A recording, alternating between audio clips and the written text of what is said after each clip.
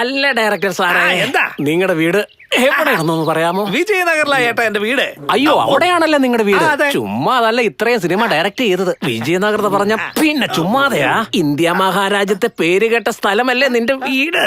ഈ സ്ഥലത്തെ കുറിച്ച് ദിവസം പത്രത്തിൽ വരാറുണ്ട്, അറിയാമോ? പതുക്കെ ചെയ്യാം. അതും ഇംഗ്ലീഷ് എനിക്ക് പത്രത്തിൽ. ഇംഗ്ലീഷ് ഒന്നും അറിയത്തില്ല. വായിക്കാൻ അറിയില്ലല്ലേ? ഒന്ന് പതുക്കെ ചെയ്യാം. പക്ഷേ വലിയ വലിയ സൂപ്പർ സ്റ്റാറുകൾ ഉള്ളത് നീ പറഞ്ഞ സ്ഥലത്ത് തന്നെ. ദ ഗ്രേറ്റ് മൂലക്കട ആമപ്പൂട അപ്പുക്കൂട്ടൻ ആരാണെന്ന് നിനക്കറിയോ? ഏതവനാത്? ഞാനാടാ. അയ്യോ. വിജയനഗരത്തിലാ ജനിച്ചേ.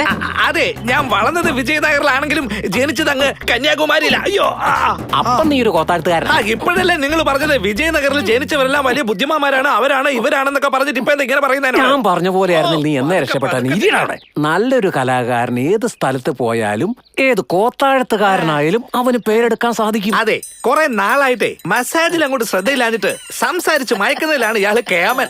മോനെ ഡയറക്ടറെ, ചുരുക്കം പറഞ്ഞാൽ കടിച്ചു പിടിച്ചൊരു 90 സിനിമയെങ്കിലും നീ ഡയറക്ട് ചെയ്തു. മാത്രമല്ല കർണൻ ജനിച്ച സ്ഥലത്തല്ല നീ ജനിച്ചിരിക്കുന്നത്. എന്താ വിജയനഗറിലാ ജനിച്ചത്? കൊന്നു കളഞ്ഞു നീ. ഞാനെന്തിനാ അയാളെ കൊല്ലുന്നേ? കർണനെ കൊന്നെന്നല്ല പറഞ്ഞേ, കൗണ്ടർ പറഞ്ഞു കൊന്നെന്നാ പറഞ്ഞേ.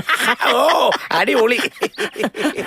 എന്റെ ഡയറക്ടറെ, കർണൻ വിജയനഗരത്തിൽ ജനിച്ചത് കൊണ്ട് മാത്രമാണല്ലോ അവിടെ താമസിക്കുന്ന നായകന്മാരൊക്കെ ഡൊണേഷൻ കൊടുക്കുന്നതെന്ന് നിനക്ക് അറിഞ്ഞൂടെ?